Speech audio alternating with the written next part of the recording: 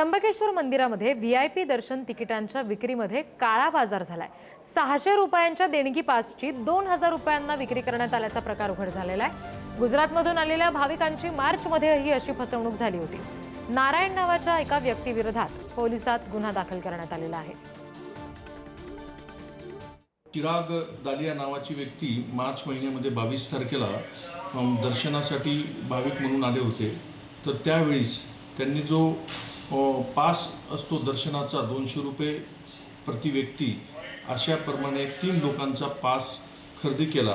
ज्यावेळेस त्यांचा मुख्य प्रवेशद्वारातून एंट्री होताना तो पास स्कॅन झाला, त्यावेळेस तो नॉट व्हेरीफाईड म्हणून त्या पासची स्कॅन झाल्यामुळे त्यांना दर्शन घेता आले नाही। त्यावेळेस त्यांनी सांगितले की मी ह्या पाससाठी 2000 रुपये एका व्यक्तीला, मूर्तटक नावाच्या व्यक्तीला मी 2000 रुपये दिले आणि त्याच्याकडनं घेतलेला आहे।